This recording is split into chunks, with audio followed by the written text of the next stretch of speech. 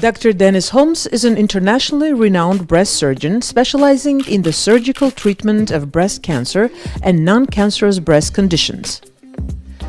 He has dedicated his career to breast cancer treatment innovation to reduce the burden of breast cancer care. Dr. Holmes is a warm, caring breast surgeon who possesses the expertise, empathy, and patience to help each patient find a breast cancer solution that suits her physically and emotionally, while providing the best possible cancer control. Dr. Holmes, what inspired you to pursue medicine? Thanks for the question. It started when I was a young boy. I had some health issues and spent more time than any boy would like at the hospital. But through that experience, I had the opportunity to interact with many healthcare providers who really changed my life, and I wanted to be a part of that, and that's why I chose this as a career. So you wanted to make a difference since you were a kid? Exactly. I mean, when someone faces a health condition, it's a life crisis often, and you yearn to get better, you yearn to return to normal, but it takes many people in many cases to get you to that point. And from, at least in my own case, I realized that I wanted to be a part of the solution for someone else because the others were the solution for me. What can you tell our viewers about the Target clinical trial and of course the FROST trial that you've pioneered? Well, this is a very exciting topic for me, the Target trial, because it was the idea of the Target is that it's a way of giving radiation during surgery as a single treatment. And when I first learned about it in 2002, it was just an idea that was being considered for a clinical trial.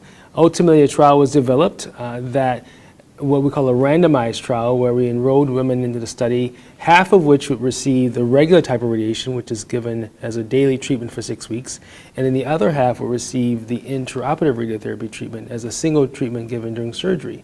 It's a randomized trial. Women could not choose. It was all done by random. And so the idea was to treat the two groups of women and then to follow their outcome over now 12 years. And we now know that the two treatments are equal. The question all along was, will it truly, with this new treatment called Target, be as effective as regular radiotherapy? But I'm happy to say that it is. You know, you start a clinical trial, you never really know how it's going to turn out. Sometimes you end up with results that aren't so favorable. But this is such an important development that we can give, reduce 6 weeks of radiation to a 30-minute treatment during surgery, that I think is one of the most important developments in modern breast cancer surgery, radiation.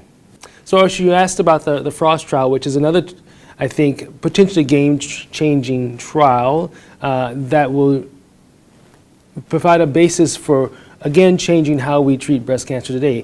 FROST refers to freezing alone instead of removal of small tumors, F-R-O-S-T. And it's the name of a clinical trial that's evaluating a treatment called cryoablation. Cryo meaning cold, ablation meaning removal or treatment. We're using basically freezing to treat breast cancers. We did some early studies in the maybe 2010, 2015 timeframe where we treated women with cryoablation. We inserted a needle and froze a tumor and then took them to surgery to prove that we could actually kill the tumor. And that result actually turned out quite well. That gave us the confidence to move to the next phase of the study, which is the FROST trial, which I developed and then made available in various places across the country as part of a multi-center trial.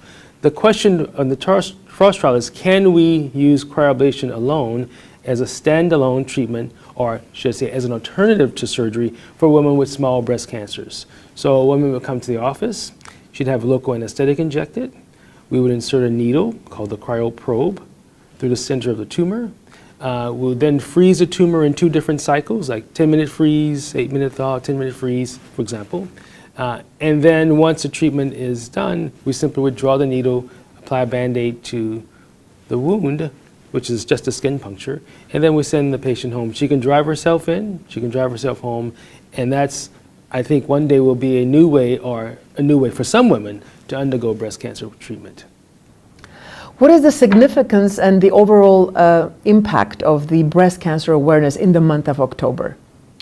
Well, it's a very special month for breast surgeons, but also for women, because it's the time of year when we can really focus on the importance of screening to facilitate early detection. Of course, we don't want women to ever be diagnosed with breast cancer, but the most important aspect of being diagnosed is being diagnosed at the earliest possible stage when the disease is potentially curative and when the treatments that we offer have the least burden. So October is the month that we've chosen to bring attention to the importance of breast cancer as a health condition, but also the importance of screening.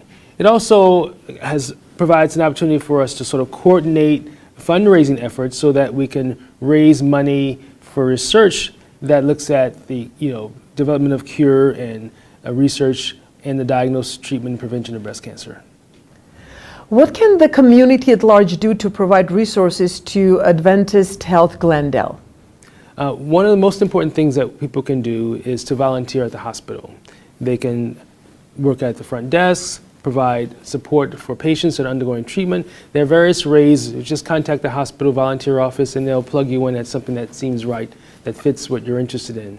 But I don't want to mention that one of the other important ways that they can support the hospital is to support the foundation, because the foundation funds many activities, not all of which we can bill for, but we can provide services and care for patients and community, including outreach, which is something that is really crucial to continuing the relationship that a hospital should have with the population that it serves. My mission as a breast cancer surgeon is to find kinder, gentler treatments that are effective at treating breast cancer. There are two procedures that are changing the way that we treat cancer growth. The first is intraoperative radiotherapy, which is a way of delivering radiation therapy during surgery. We can give the treatment in 30 minutes instead of 30 days. So the tumor comes out in one piece with a rim of normal tissue around it. This is a tumor coming out. Tumor surrounded by fat. So what you see is fat and breast tissue surrounding the breast tumor. The next thing that we're doing is selecting the applicator that best fits the surgical cavity. This device is used to shape the breast tissue around the radiation source. So now the interbeam is positioned within the center of the lumpectomy cavity to ensure that radiation delivery is equal in all directions around the cavity. We've just concluded the procedure. 20 minutes instead of 30 days. The next procedure is frost, or tumor cryoablation. So we'll demonstrate how the freezing process works by first inserting the end of the cryoprobe into saline. So that's the ice ball that forms around the cryoprobe. That's the ice ball that also forms within the breast to kill the cancer. So now you see the cryoprobe entering the tumor. It's passing through the tumor. Now the cryoprobe is in position and we're about to begin the cryoablation procedure. What happens as the tumor freezes and as the tissue freezes is that it becomes less visible to see. The image turns to a dark hole. After the second thaw, the procedure is completed.